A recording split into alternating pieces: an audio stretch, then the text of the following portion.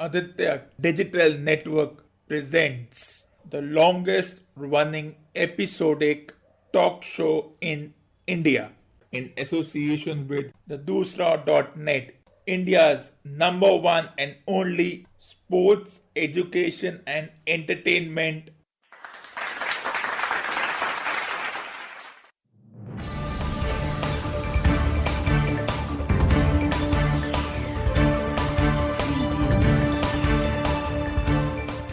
This is the weekly show with Aditya, and you are listening to episode number 143 on the 16th of December 2019. What we saw in the India versus West Indies match yesterday was not about whether which of the teams won the match and secured a lead in the tournament, but was about the performance of four superstars who are going to dominate this sport from their respectful countries for the next decade. Rishabh Pant, Shreyas Iyer, Shimron Hetmeyer and Shea Hope put on performances where the presence of the established players were not felt. The focus tonight will be on Rishabh Pant in particular, despite the result of the match going against his team, because what this individual has endured over the past couple of months has been nothing short of bullying tactics, or a more preferred and dearer term, trolling. Pant has been trolled because he hasn't been able to put up performances over the past couple of months. These trolls wanted Pant out of the team. 71 runs may have been overshadowed by his counterpart's 140 runs, but the manner in which Iyer and Pant put on the partnership after the established batters in Rohit, Rahul and Kohli were dismissed and 80 for 3, West Indies must have felt, yes, India have lost their top three batters. Now we are down to a set of batters who are still making their way into the team. Focus was more on Pant than it was on Shreyas Iyer. But the way these two batted with maturity, patience, and cultivated that partnership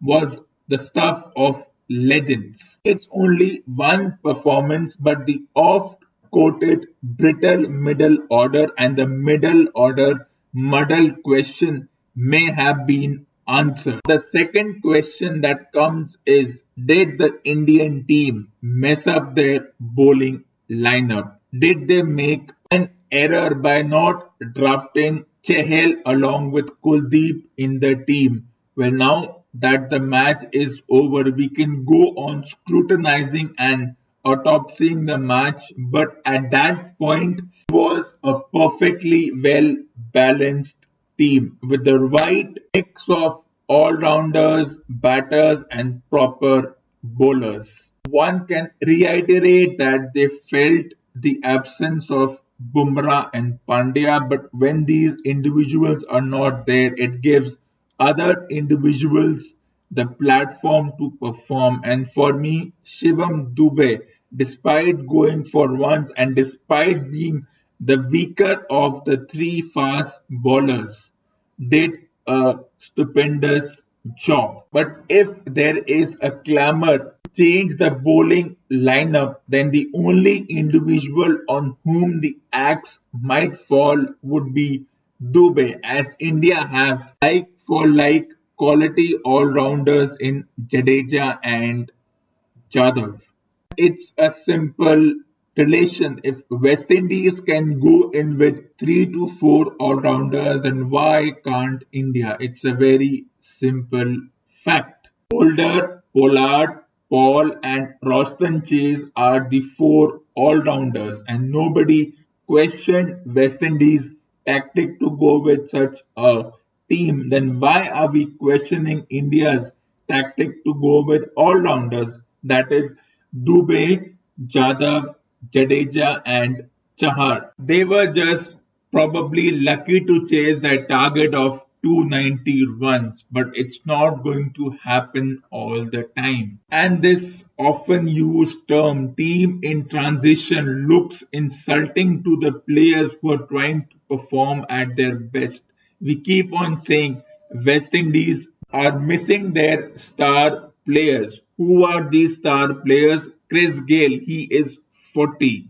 Andre Russell, like most of the football players all over the world, he prefers domestic teams and club teams over national commitments. And Carlos Braithwaite hasn't fired as yet except for a few sparks. Sunil Narayan, just like Andre Russell, prefers the club and the domestic matches because that is where he gets all the accolades and the attention which he may not get when he is part of a national team. And these individuals' disagreement with their cricket board doesn't make it easy for them to come back in the team. So West Indies is not missing any star player. But if one looks at the current West Indies team and compares it with the oft-quoted team of Lara, then this team is much more talented than that team. Hope is much better than players like Richie Richardson. Curtly Ambrose and Courtney Walsh were good, but they only contributed 50% to the team, that is, while bowling. So they were liability as far as batting was concerned. So were players like Joel Gardner and his contemporaries. So, yes, even if we keep on mesmerizing about the West Indies team once upon a time, the current team, if given a chance, and if the cricket board has patience with this team for the next 5 to 6 years, they may win some good championship matches, though winning championships is not directly proportional to one being a legend. A former West Indies player who was a decent batter and a player in the team, but nothing special about him, says that the reason Australia won the three World Cups in a row was because they ticked all boxes. Be it the 99 World Cup, the 2003 World Cup, or the 2007 World Cup, Australia never had a quality all rounder. And the three World Cups they won in a row, that is 99, 2003, and 2007, it was fluke.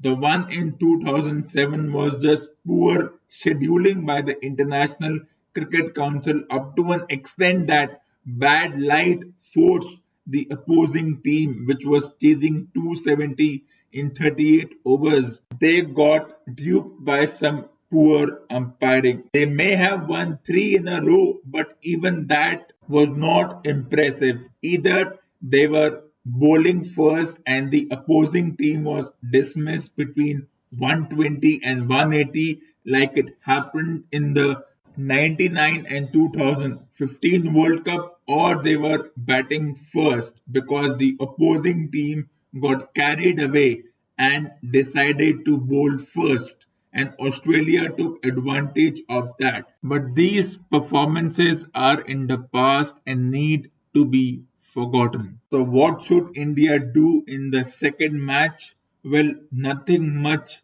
needs to be done. Toss is irrelevant. Yes, it has to happen because it's a formality, but winning the toss, bowling first, and hoping that every time the opposing team will score less is a gamble. It will not work all the time. So it won't be a surprise if they go with the gamble of dropping Dubey and including Chehel. And one more mistake that Kohli did was not giving Jadhav more overs, even if he went for 11 runs in his only over given to him.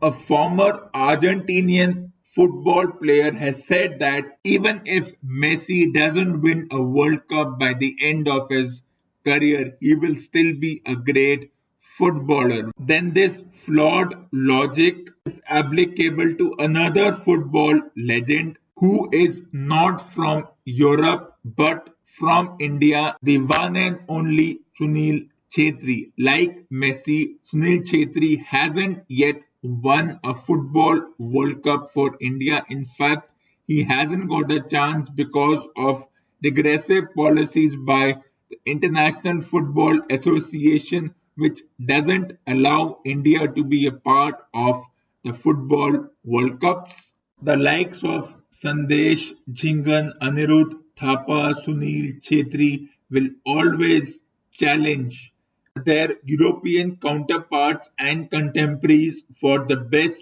footballers in the world. The Indian, and despite our hesitancy as Indians to even acknowledge the presence of Sunil Chhetri because we are so enamored by Messi, Ronaldo, and others, Sunil Chhetri at any point in time takes the pole position, and once he is done with the game, then individuals like Anirudh Thapa, Sandesh, Jhingan will carry Indian football to the highest levels.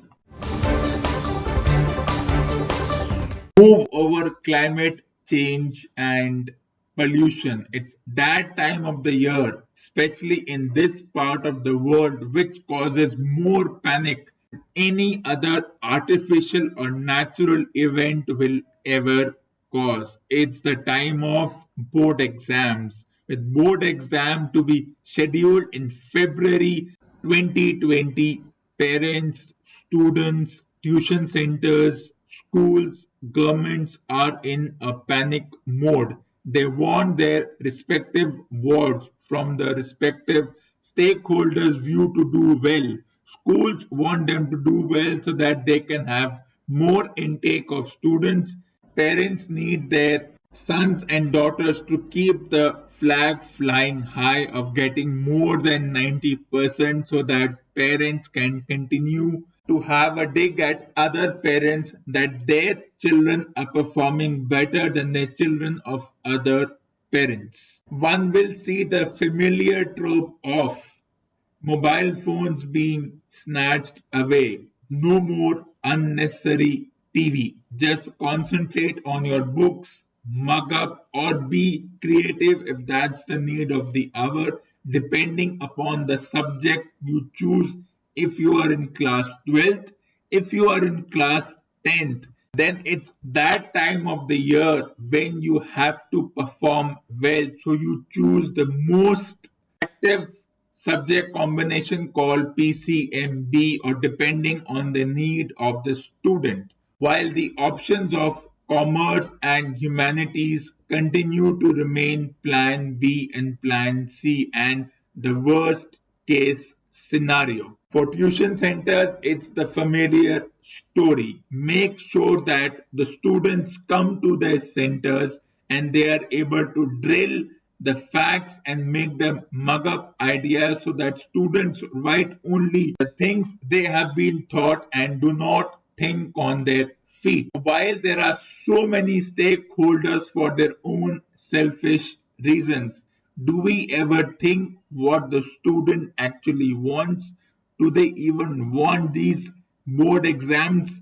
Are board exams even needed? Are these board exams the correct way to judge a student's understanding of concepts? Is this the right way to go forward? Each of these stakeholders think that they can lean on the students, put pressure on them so that their status symbol remains high, be it parents, be it schools, be it administrations, or be it tuition centers. And with the announcement of two board exams a year, it has even made it worse for students. It's like being cornered from both sides. Yes, one can say that there is a second chance. Was there need for a board exam in the first place? It does not give any kind of reflection of a student's ability. The board exam as a whole was never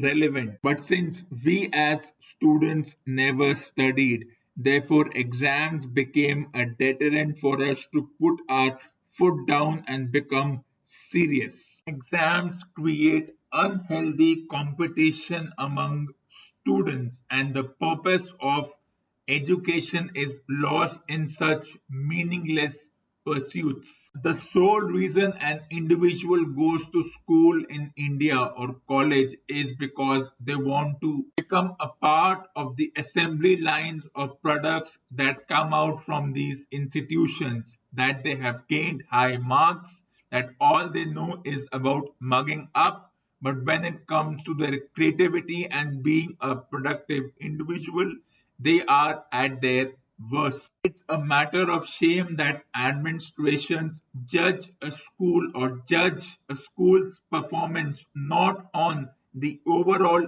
development of a student, but more about how many students enrolled in the school and how many students passed out. And if the pass out ratio is less than the enrollment ratio, then the school is termed as a failure. And this archaic and outdated thought process is the reason why students do not go to school and college. Instead, they make a beeline for tuition centers because they know that at least in tuition centers, they will be focused on one activity, and it is mugging up the subject. New education policy also fails in this regard, that all they want is a mass production of individuals having PhDs. But does everyone want to be a PhD holder? Does everyone want to be a doctorate in a subject? You cannot force individuals to be doctorates or going for higher studies unless it is a choice of their own. But we often go the other way, the extreme way, when we presume that artificial intelligent teachers will be a better solution than traditional teaching methods. Examinations and assessment based on marks and judging the student based on such things is what one calls a get out of jail free card. It allows the administration to not work hard and make it easier for everyone to assess or detain students. The moment this no detention policy came through, where the students could be detained in lower classes, primary classes, it almost gave the students a feeling of a jail, where failing, especially failing in exams or not getting the required marks, is akin to committing a felony or breaking your parole by a convict. And moment such policies come through, which are not well thought out and brought out more on emotions than on logic, and we as members of a nation should stop worrying whether students who don't get good marks, why do they leave school early or why do they drop out. This ends up killing creativity, and we create citizens of a country who become mere followers without any curiosity, the yes men, the yes group. Once students are judged on parameters such as grades, marks, failures, pass outs, enrollment, dropouts, then there is no difference between human beings and robots, because all we do is get an assembly line of great productive individuals who are neither of the two. Our obsession with artificial intelligence has gone to such an extent that we cannot differentiate between what is artificial and what is natural. The definition of exams needs to change. We need to eliminate the word exams. Board exams over the past 70, 80 years have created such a fear in the minds of students and other stakeholders that it becomes a serious part of one's life. It becomes one's assessment. Population being an excuse or not, no exams should take place till at least grade 11 in schools. Even the archaic, outdated colonial level no detention policy should be relooked at. Pass out ratios, enrollment ratios, dropout ratios cannot be an easy way out for administration to judge schools, teachers, and students and create this mindset that if more students pass out from a school, be it government, private, or any other organization which is in charge of a school, pass out ratios cannot mean that the school is successful in instilling education to students. Pass out ratios cannot become a competition between schools, be it public, private, or any other organization which heads the school. One cannot make this particular parameter the only parameter for judging a school's success. It has to go beyond that. A few individuals might defend this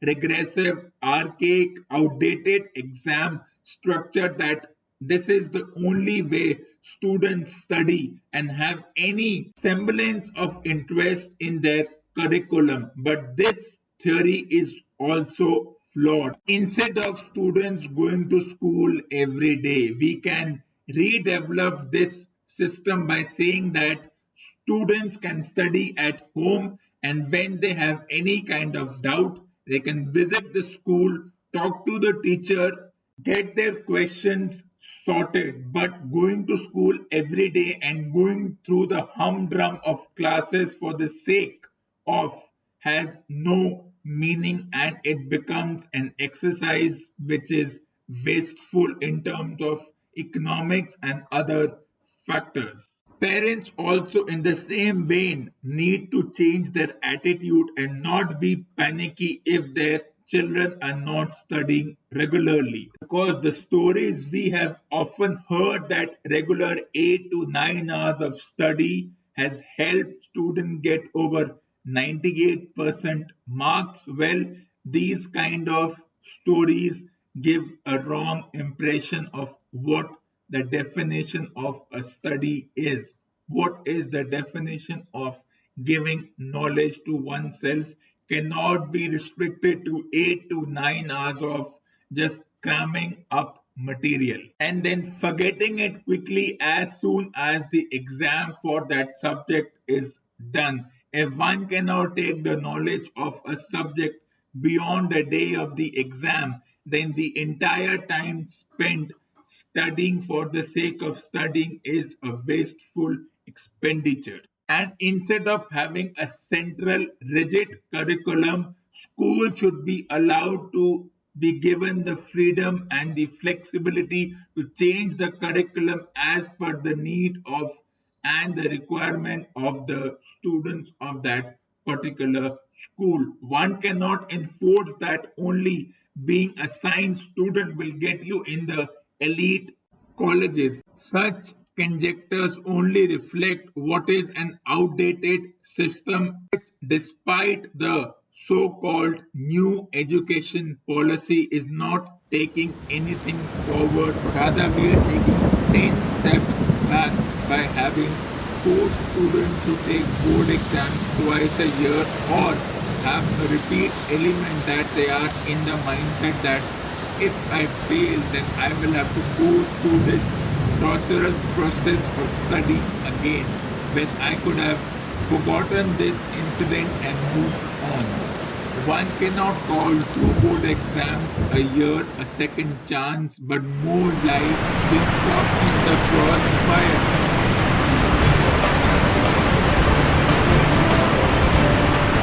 Thank you for listening to episode number 143 on the 16th of December. Stay tuned for the next episode.